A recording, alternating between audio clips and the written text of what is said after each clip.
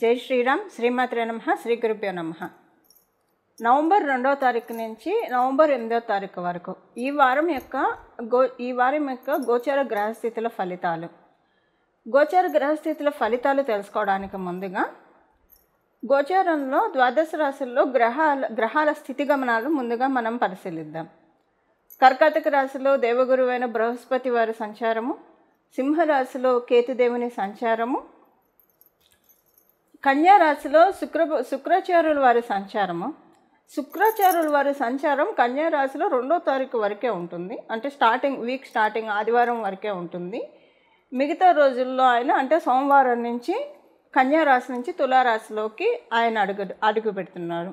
తులారాశిలో సూర్యనారాయణమూర్తి సంచారము, మంగళ్ మరియు బుధ సంచారము, బుధ భగవానుని సంచారము వృశ్చిక రాశిలో, అలాగే రాహుదేవుని సంచారము వచ్చేసేసి కుంభరాశిలో, వక్రించిన శనేశ్వరుని సంచారము మీనరాశిలో ఉంది. చంద్రభగవానుడు ఈ వారంలో 4 రాశులను చూడతాడు. కుంభరాశి మొదలుకొని వృషభ రాశి వరకు ఆయన సంచారం ఉంటుంది ఈ వారంలో. ఈ వారం యొక్క గోచార గ్రహస్థితులు ఇలా స్థితిలో ఉన్నారు. గోచారంలో గ్రహాలు ఇలా స్థితిలో ఉన్నాయి.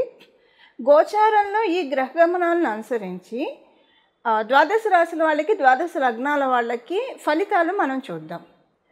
ఫలితాలు చూడటానికి ముందుగా ఈ వారము గోచారంలో ప్రత్యేక అంశాలు ఏవైనా ఉన్నాయా అవి ఒక్కసారి మనం పరిశీలిద్దాం.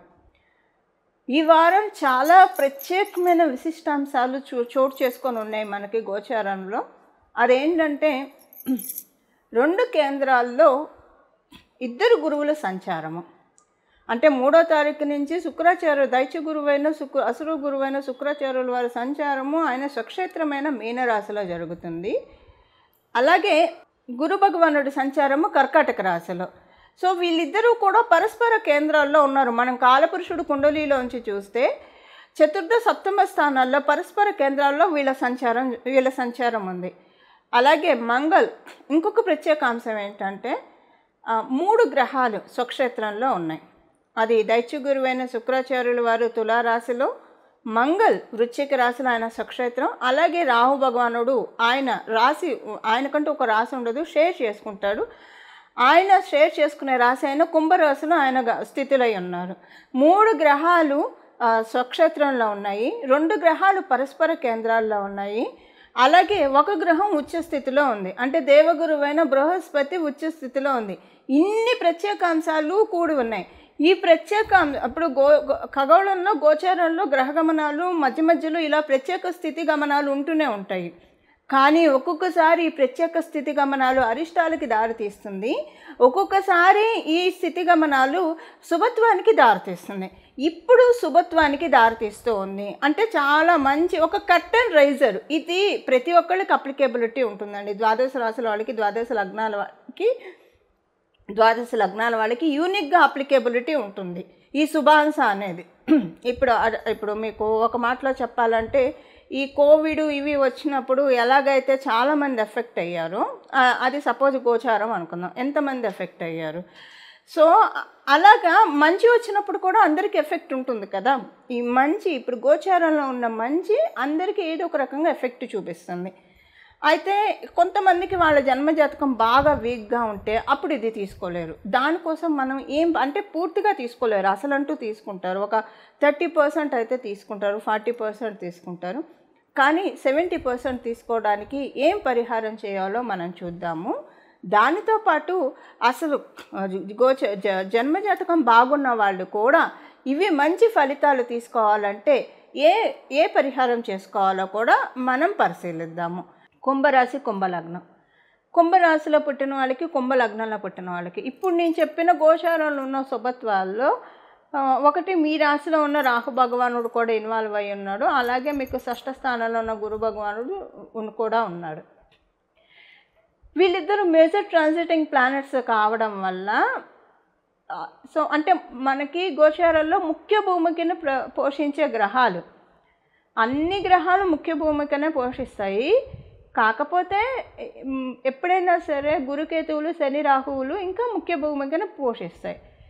వాళ్ళ సంచార సమయము ఎక్కువ కాలం ఉంటుంది కాబట్టి ఈ గోచారంలో ఇప్పుడు అంటే ఎక్కువ కాలం సంచరించే గ్రహాలు కాకుండా తక్కువ సమయం సంచరించే గ్రహాలు శుభత్వాన్ని కలిగిస్తే అది టైం బీయింగ్కే ఉంటాయి. తర్వాత నార్మల్గా ఉండవు. ఇప్పుడు చూడండి, ఒక్కొక్కసారి కొన్ని రోజులు మనకి చాలా బాగా ఉంటాయి, తర్వాత మళ్ళీ యథా రాజా తదా ప్రజ అన్నట్లే ఉంటుంది. అదేంటి, గోచారంలో అంటే చాలా తక్కువ సమయంలో ప్రతి రాశిని చుట్టూ వచ్చే ప్లానెట్స్ వల్ల వచ్చే యోగాలు అలానే ఉంటాయి. కానీ ఎక్కువ సమయం చుట్టి ముఖ్య భూమికను పోషించే గ్రహాల్లో రెండు అయిన గురువు రాహువు వీళ్ళిద్దరూ ఇవ్వడం వల్ల, ఈ యోగాల్లో ఇన్వాల్వ్ అయి ఉండడం వల్ల ఇది ఈ వారం మొదలుకొని ఈ 1 year లోపల చూసి అది మళ్ళీ వచ్చే 3 years వరకు కాంక్రీట్ అవుతుంది. ఇప్పుడు ఏదైనా ఒక రాకెట్ లాగా జమ్మని ఎగిరి పడిపోకుండా సస్టైనబిలిటీ తోటి కాంక్రీట్గా మన ఫౌండేషన్ బిల్డప్ అవుతూ ఉంటుంది. మీకు ఏ విషయాల్లో ఇది శుభత్వాన్ని సూచిస్తుంది, ఈ వారం నుంచి నాంది పడుతుంది కాంక్రీట్ థింగ్స్కి, ఏ విషయాల్లో నాంది పడుతుందో మనం ఇప్పుడు చూద్దాం. మీరు డెఫినెట్గా ఇప్పుడు గుర్తించగలుగుతారండి దేనివల్ల మీ ప్రోగ్రెస్ని మీరు అంటే రాహు భగవానుడు ఒక అద్దం అనమాట. మొత్తం ఇప్పుడు అద్దం పెడితే మన చుట్టూ ఉన్న వస్తువులు ఎలా అద్దంలో కనిపిస్తాయి, అక్కడ చిన్న వస్తువు కూడా అద్దంలో కనిపిస్తుంది. అలా ప్రతిదీ ట్రాన్స్పరెంట్గా చూపిస్తారు. ఎవరు మనవాళ్ళు, ఎవరు పరాయి వాళ్ళు, ఏం చేయకపోవడం వల్ల మన గ్రోత్ లేకుండా బాధపడుతున్నాము. అరే ఇక్కడ ఇది ఉంది, దుర్బిణి వేసి చూపిస్తాడు. ఇంకొక రకంగా చెప్పాలంటే ఒక దుర్బిణి అనమాట. అద్దం అంటే మామూలుగా కనిపిస్తాయి, దుర్బిణి అంటే ఒక వేని కూడా చూపిస్తుంది. ఒక వే చూపిస్తుంది, ఏ విషయంలో మీకు లాగ్ ఉందో అది ఎలాగ మీరు అధిగమించాలో దానికి తగ్గట్టు ఇక్కడ వెళ్తే ఇక్కడ మీకు సొల్యూషన్ ఉంటుంది, లేదా ఈ పని చేస్తే మీకు సొల్యూషన్ దొరుకుతుంది. ఇలా దుర్బిణి వేసి చూపిస్తాడు. రాహు భగవానుడు చేసే పనే అది. ఆయన ఒక భూతద్దం దుర్బిణి. ఆయన బాగా ఉన్నాడు అనుకోండి, ఎవరి జన్మజాతకంలో అయినా. ఇప్పుడు గోచారంలో బాగా ఉండడం వల్ల దుర్బిణి వేసి చూపిస్తున్నాడు. జన్మజాతకంలో బాగా ఉంటే అది లైఫ్ లాంగ్ దుర్బిణినే. ఇంకా మనకి అంటే మంచి థాట్స్ వస్తాయి. వీళ్ళు ఎలా ఉంటారంటే సహజంగా చాలామంది పోటీ పడుతూ ఉంటారు. చాలామందితో పోటీతత్వం మంచిదే కాదని నేను చెప్పను, కానీ జ్ఞానులు ఏంటంటే వాళ్ళు పోటీ పడరు ఎవరితో, కానీ వాళ్ళు పోటీని క్రియేట్ చేస్తారు తెలియకుండానే. ఇప్పుడు వాళ్ళు ఏదైనా ఒకటి సాధించారంటే వాళ్ళని చూసి చాలామంది పోటీ పడి వాళ్ళు కూడా అది సాధిస్తారు. అంటే మనము పోటీ పట్టడం కంటే ఛాలెంజెస్ని విసిరే లెవెల్లో మనం ఉండాలి, పోటీని మనం సృష్టించే లెవెల్లో మనం ఉండాలి. అది రాహు భగవానుడు చేసే పని. ఎవరికైనా జన్మజాతకంలో రాహు భగవానుడు బాగుంటే వీళ్ళు పోటీ పడరు, కానీ వీళ్ళని చూసి చాలామంది పోటీ పడతారు. ఎప్పుడు మనల్ని చూసి పోటీ పడతారు, మనం మంచి పొజిషన్లో ఉంటే డెఫినెట్గా అరే వీళ్ళు ఎదిగారు, వీళ్ళే చేయగలని మనం చేయలేమా అని పోటీ. అలా మనకి తెలియకుండానే చాలామందికి మనం పైకి లాక్కొచ్చిన వాళ్ళం అవుతాం, ఇండైరెక్ట్గా పైకి లాక్కొచ్చిన వాళ్ళం అవుతాం. ఇప్పుడు ఇదంతా ఎందుకు చెప్తున్నానంటే, మీ రాశిలోనే ఉన్నాడు కదా రాహు భగవానుడు. ఈ యోగంలో ఉన్న గ్రహాల్లో ఒక గ్రహం రాహు భగవానుడు మీ రాశిలో ఉంటూ డెఫినెట్గా ఏం చేస్తే మీ లైఫ్ సెటిల్ అవుతుందో అది మీ చేత చేయిస్తాడు. ఎందుకంటే మీ రాష్ట్రాధిపతి కూడా అవ్వడం వల్ల దానికి నాంది ఈ వారం నుంచి పడుతుంది. ఈ 1 year లోపల చూస్తారు. ఈ 1 year లోపల చూస్తారు. ఇవి కాంక్రీట్గా 3-4 years ఈ రిజల్ట్స్ మీకు కంటిన్యూగా ఉంటాయి. ఆ తర్వాత అది నిలబడుతుందా లేదా అనేది మీ జన్మజాతకాన్ని అనుసరించి, గోచారాన్ని అనుసరించి ఆధారపడి ఉంటుంది. కానీ మంచి కాంక్రీట్ థింగ్స్ మీ లైఫ్ ఒక మంచి సెటిల్మెంట్ మోడ్లోకి తీసుకెళ్తూ ఉన్నాడు రాహు భగవానుడు. ఇదేంటంటే మీకు ఇప్పుడు ఈ కాంక్రీట్ థింగ్స్ మీ జన్మజాతకం బలంగా ఉందనుకోండి, అప్పుడు మీరు దాన్ని ఇంకా కాంక్రీట్ చేసుకోవచ్చు. 3 years తర్వాత కూడా మీరు ఇది ఇంకా ప్రొలాంగ్ చేసుకోవచ్చు. ఓకే, అది మీకు చాలా బాగుంటుంది. ఒక్కోసారి కొంతమంది పెద్ద పెద్ద స్థాయిలో ఉన్న వాళ్ళు కూడా వాళ్ళు సెటిల్ అయినట్టే లైఫ్లో, కానీ మళ్ళీ ఓడలు బళ్ళు అవుతాయి అలా అంటాం కదా. అది ఎందుకు అవుతుంది? వాళ్ళ జన్మజాతకం బాగోకపోతేనే, లేకపోతే గోచారంలో ఇబ్బందులు రావడం వల్ల. కానీ గోచారంలో ఇబ్బందులు వచ్చి వాళ్ళ జన్మజాతకం బాగుంటే మళ్ళీ నిలదొక్కుంటారు. ఇప్పుడు చాలామందిని మనం చూస్తుంటాం కదా, అమితాబ్ బచ్చన్ గారు, ఆయన ఒకసారి పడిపోయినా మళ్ళీ నిలదొక్కున్నారు. అది గోచారంలో వచ్చిన ఇంపాక్ట్ వల్ల పడిపోయినా జన్మజాతకం బాగుంటే మళ్ళీ నిలదొక్కుంటారు. సో అలా ఒకవేళ జన్మజాతకం బాగోకపోతే గోచారం సపోర్ట్ చేస్తే పర్టికులర్ పీరియడ్ వరకే ఉంటుంది. అది గోచారం సపోర్ట్ చెబితే నిలదొక్కుకోవడం కష్టం. ఇప్పుడు ఇదంతా ఎందుకు చెప్తున్నానంటే, మీరు సెటిల్మెంట్ మోడ్లోకి నాంది పలుకుతుంది ఈ వారం నుంచి. మీ జన్మజాతకం స్ట్రాంగ్గా ఉందనుకోండి, అది మీకు ఇంకా కంటిన్యూ అవుతుంది. అది మీరు 3 ఇయర్స్ తర్వాత కంటిన్యూ చేసుకోవడానికి ఇప్పుడు నేను చెప్పబోయే ఈ పరిహారం చేసుకోండి, ఇంకా బాగుంటుంది. మీకు 3 ఇయర్స్ వరకు మీరు చూస్తారు, ఆ తర్వాత మీ జన్మజాతకమో దీన్ని బట్టి ఆధారపడి ఉంటుంది. దాన్ని కాంక్రీట్ చేసుకోవడానికి ఈ రెమెడీ చేసుకోండి. ఒకవేళ మీ జన్మజాతకం బలహీనంగా ఉంటే ఇప్పుడు తీసుకోవడానికి, అసలు ఇప్పుడు తీసుకోవాలన్నా మళ్ళీ తర్వాత కూడా ఈ 3 ఇయర్స్ వరకు దాన్ని సస్టైన్ చేసుకోవడానికి ఈ పరిహారం చేయాలి. పరిహారం ఏంటో ఇప్పుడు మనం చూద్దాం. ఇప్పుడు మనము ఎవరి రాశి వాళ్ళకి మీ రాశి యొక్క ఫలితాలు చూసాము. దీనికి చేసుకోవాల్సిన పరిహారం ఏంటో మనం ఒక్కసారి పరిశీలిద్దాము. ఏ పరిహారం చేసుకోవాలో ఇప్పుడు మనం ఒక్కసారి నోటీస్ చేద్దాం. ఈ వారము చాలా శుభాంశాలతో కూడి ఉందని నేను మొదటే చెప్పాను. ఈ శుభాంశాలు మీ రాశికి ఎలాంటి ఫలితాలు ఇస్తుందో కూడా మనం చెప్పుకున్నాము. అయితే నేను స్టార్టింగ్లో యూనిక్గా ఏ శుభాంశం ఉంటుందో అందరికీ అది కూడా ఒకసారి ఇప్పుడు చెప్తాను. ద్వాదశ రాశుల వాళ్ళకి, ద్వాదశ లగ్నాల వాళ్ళకి మనశ్శాంతి, ఉన్నంతలో మనశ్శాంతి. అంటే మనకి ఎంత ఇప్పుడు వేయనట్టు ఉన్నా కూడా టెన్షన్ పడేవాళ్ళు ఉంటారు. అంటే నా ఉద్దేశము, ఎవరి లెవెల్లో వాళ్ళకి టెన్షన్స్ ఉంటాయి. ఒక పెద్ద బెంజ్ కార్లో తిరుగుతున్నారా లేదా ఒక ప్యాలెస్లో ఉంటున్నారు, వాళ్ళకి టెన్షన్ లేదనుకోవడం కల్లా. ఎవరికైనా సరే, ఎవరైతే స్ట్రాంగ్ మైండెడ్ ఉంటారో వాళ్ళకి మనశ్శాంతి ఉంటుంది. ఇది ఎవరికైనా అప్లికేబిలిటీ ఉంటుంది. ఇప్పుడు ఏంటంటే ఈ గోచారంలో ఉన్న గ్రహస్థితులు అందరికీనండి, మీ పరిస్థితులు ఎలాగన్నా ఉండనియండి, వాటిల్లోంచి కొంత మిమ్మల్ని హీల్ చేస్తుంది. హీల్ చేసి వాటిల్ని, ఆ గాయాల్ని, కాలం చేసిన గాయాలు అందరికీ మాన్పే శుభ సమయము. వాటిల్లో నుంచి అందరం గట్టెక్కే శుభ సమయము.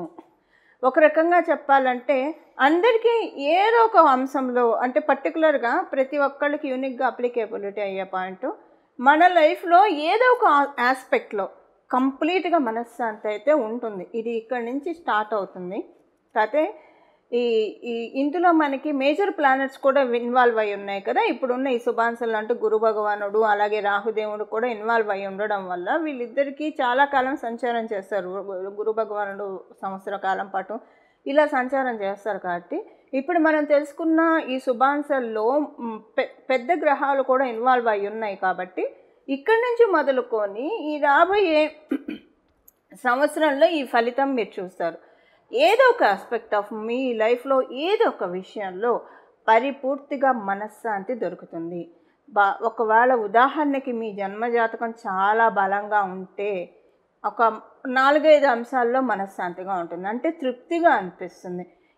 ఈ భగవంతుడు దయ వల్ల ఈ విషయంలో నేను చాలా ఇప్పుడు కొన్ని విషయాల్లో వింటూ ఉంటాం కదా, ఫ్యామిలీ విషయంలో ఐఎమ్ బ్లెస్డ్, ఒక ఫైనాన్షియల్ ట్రబుల్ ఒక్కటే ఉందను, లేకపోతే ఫైనాన్షియల్గా వీఆర్ బ్లెస్డ్, కాకపోతే పిల్లల మాట వినట్లేదనో, పిల్లల విషయంలోనో ఇలాగే ఏదో ఒక అంశంలో అయితే మనశ్శాంతి లేకుండా ఉంటుంది. కొంతమందికి పాపం మల్టిపుల్ విషయాల్లో మనశ్శాంతి లేకుండా ఉంటుంది. సో మీ జన్మజాతకాలను అనుసరించి ఏదో ఒక అంశంలో డెఫినెట్గా మనశ్శాంతి ఉంటుంది. ఇక్కడ మొదలుకొని ఈ రాబోయే 1 ఇయర్లో ఈ విషయం ఖచ్చితంగా చూసే తీరుతారు. సెకండ్ థింగ్, ఒకవేళ మీ జన్మజాతకం బలంగా ఉంటే చాలా విషయాల్లో మనశ్శాంతిగా ఉండే అవకాశం కూడా ఉంటుంది.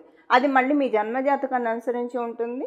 అసలు ముందు మనం దీన్ని కైవసం చేసుకోవడానికి, అంటే దేనికైనా సరే మనం ఒడిసి పట్టుకోవాలి, యోగాల్ని ఒడిసి పట్టుకోవాలి. గోచారంలో ఉన్న ఇప్పుడు వర్షం పడుతున్నప్పుడు ఆ నీళ్లు పట్టుకుంటే మనకి ఉపయోగపడతాయి, లేకపోతే అది భూమిలోకి వెళ్తే తర్వాత మనకు వస్తాయి. కానీ ఇమ్మీడియట్గా మనం వాడుకోవాలంటే మనం పట్టుకోవాలి. అలా గోచారంలో ఇప్పుడు ఒక అమృత వర్షాన్ని దేవతలు కురిపిస్తూ ఉన్నారు.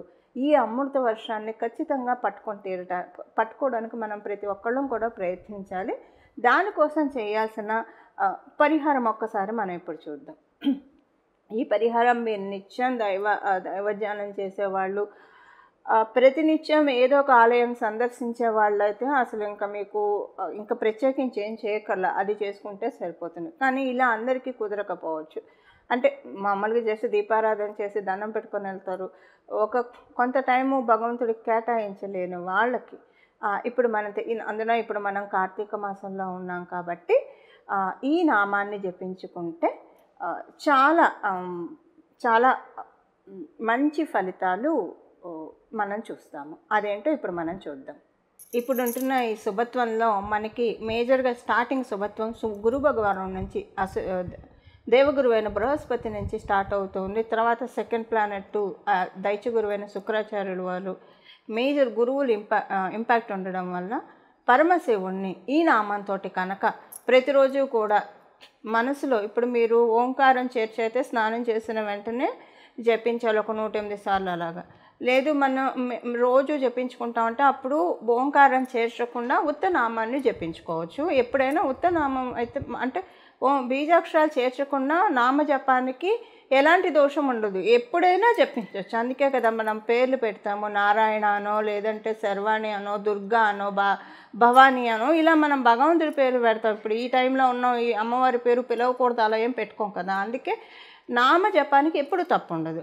సో మీరు రోజు స్నానం చేసిన తర్వాత శుచులయ్యి ఒక 108 సార్లు లేదా 21 సార్లు కనీసం ఓంకారం చేర్చి చేసుకోండి. తర్వాత మామూలుగా కూడా దీన్ని ఓంకారం చేర్చకుండా చదువుకోవడానికి ఈ నామాన్ని స్మరించండి. ఇప్పుడు ఆ నామం ఏంటో మనం చూద్దాం. ఓం భీమాయ నమః, ఓం భీమాయ నమః, ఓం భీమాయ నమః. మీరు మామూలుగా జపించుకోవాలంటే అప్పుడు భీమాయ నమః, భీమాయ నమః, భీమాయ నమః. ఇది చాలా అద్భుతమైన మంత్రరాజము, నామరాజము. మీరు ఇది అసలు జపిస్తూ ఉండండి. డెఫినెట్గా ఒక 3 రోజులు కంటిన్యూగా మీరు చేస్తూ ఉండడం వల్ల చాలా అంటే చాలా పవర్ఫుల్ నామం ఇది. మరియు మంత్రం కూడా మీకు గురుబలం పెరుగుతుంది. గురుబలం పెరగడం వల్ల ఏమవుతుందంటే ముందు మనకి అంటే మనము ఒక్కొక్కసారి మనం తెలిసే తెలియక చేసే పనుల వల్ల కూడా దోషాలు ఆపాదించబడతాయి. అవేంటో ముందు గురు భగవానుడు స్టాప్ చేసేస్తాడు. ఈ పని చేస్తే ఈ సమస్య వస్తుంది, లేదా ఈ నిర్ణయం తీసుకుంటే ఈ సమస్య వస్తుంది. ముందు అక్కడ మనము సమస్యల వైపు అడుగు పెట్టకుండా కట్ చేసేస్తాడు. తర్వాత మనకి జ్ఞానాన్ని ప్రసాదిస్తాడు. తద్వారా మనశ్శాంతిని మనం పొందగలుగుతాం. ఎప్పుడైనా మనకి జ్ఞానమే అసలైన ఆహారము. జ్ఞానంతో ఎప్పుడైతే మనం జ్ఞానం ఎప్పుడైతే కలిగి ఉంటామో, జ్ఞానులకి కలిగిన మనశ్శాంతి ఇంకెవరికి ఈ ప్రపంచంలో ఉండదండి. జ్ఞానులకి ఉన్న మనశ్శాంతి, ఎందుకంటే ప్రతిదీ కూడా టెంపరరీ అని జ్ఞానం వల్ల తెలుస్తుంది మనకి, అది ఏదైనా కావచ్చు. సో మనకి మంచి విజ్డమ్ని ఒక కర్టన్ రైజర్, ఆల్రెడీ మీకు విజ్డమ్ చాలా ఉంటే ఇది ఇంకా పెరుగుతుంది. ఎందుకంటే ఈ బ్రహ్మాండంలో తెలుసుకోవాల్సింది చాలా ఉంది, మనకు తెలిసింది కొంత మాత్రమే, రవ్వంత మాత్రమే మనం భావిస్తూ ఉండాలి. నిత్య విద్యార్థులుగా మనల్ని మనం పరిగణించుకుంటూ ఉంటే ప్రకృతి మతం మనకి అనేక అంశాన్ని చెప్తూ ఉంటుంది. సో అందులో భాగంగా మీకు ఆల్రెడీ చాలా నాలెడ్జ్ ఉన్న వాళ్ళు అయినా సరే ఈ నామాన్ని జపించుకోవడం వల్ల మీకు ఇంకా ప్లస్ అవుతుంది. ఇది అసలు ఇంత ఆధ్యాత్మికంగా ఉన్నత శిఖరాలు ఎదగడానికి కూడా ఈ నామం సహకరిస్తుంది. అలాగే మనకి లౌకికంగా అన్ని శుభత్వాలను ఇవ్వడానికి కూడా ఈ నామం మనకి ఉపకరిస్తుంది. ఇలా మనమందరం కూడా పరమశివుడిని ఈ నామంతో అర్చించి పరమశివుడి యొక్క అత్యంత కృపా కటాక్షాలు మనమందరం కూడా, పరిపూర్ణ కృపా కటాక్షాలు మనమందరం కలిగి ఉండాలని చెప్పి అందరూ కూడా సర్వజనులు కూడా చక్కగా సుఖ సంతోషాలతోటి వర్ధిల్లాలని చెప్పి మనస్ఫూర్తిగా భగవంతుడి తరఫున నేను కూడా ప్రార్థిస్తూ, మరియు మీ అందరి తరఫున భగవంతుడికి నేను కూడా ప్రార్థిస్తూ మంగళం. నమో భగవతే వాసుదేవాయ.